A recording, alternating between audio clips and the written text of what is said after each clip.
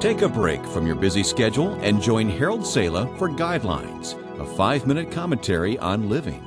Dr. Paul Brand was one of the medical heroes of the 20th century.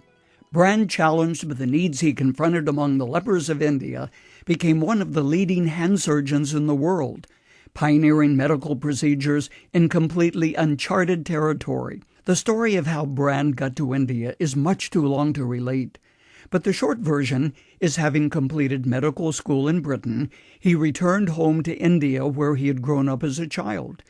And there he made a difference in the lives of thousands of hurting individuals. The first year he was in Vellore, India, he served as a general surgeon, treating whatever needs he saw.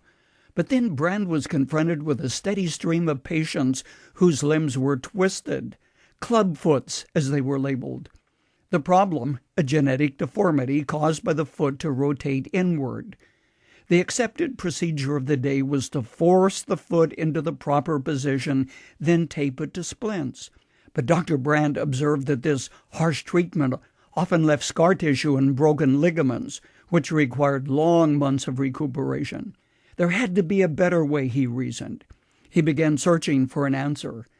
As the doors of a foot clinic were opened, he was nearly trampled on as people pushed and shoved to get in.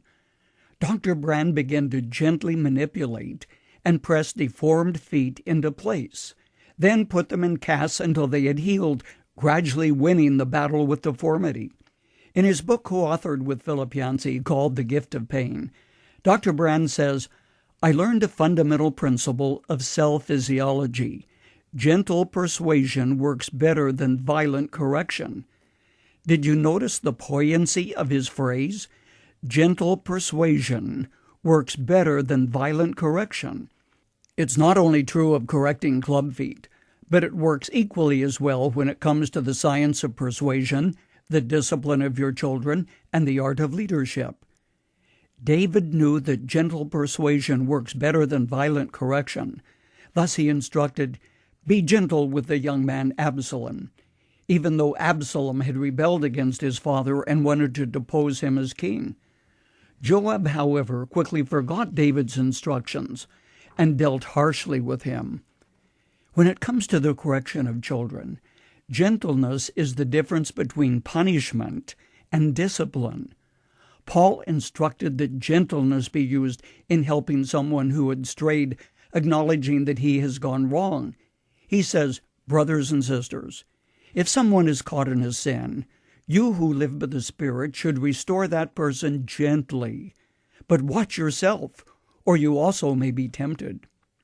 Thomas Aquinas, who knew a great deal about education and persuasion, once said that when you want to convert someone to your view, you go over to where he is standing, take him by the hand, mentally speaking, and guide him. You don't stand across the room and shout at him. You don't call him a dummy. You don't order him to come over to where you are. You start where he is and work from that position. That's the only way to get him to budge.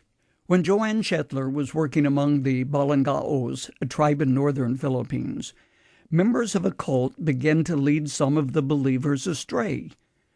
Joe used violent correction, strong words condemning what they had done. But a father-like figure who was a tribal leader took her aside and told her she didn't know how to correct people.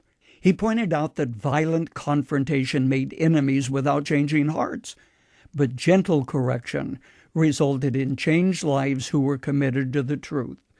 Brand was right.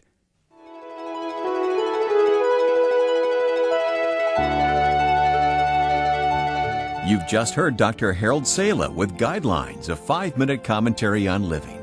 If you would like to listen to the program again, download a copy, subscribe to our e-commentary, or view other resources, visit guidelines.org. We would like to hear from you too. You can email us at info@guidelines.org. That's info@guidelines.org. Thanks for listening, and we invite you to join us again for the next edition of Guidelines.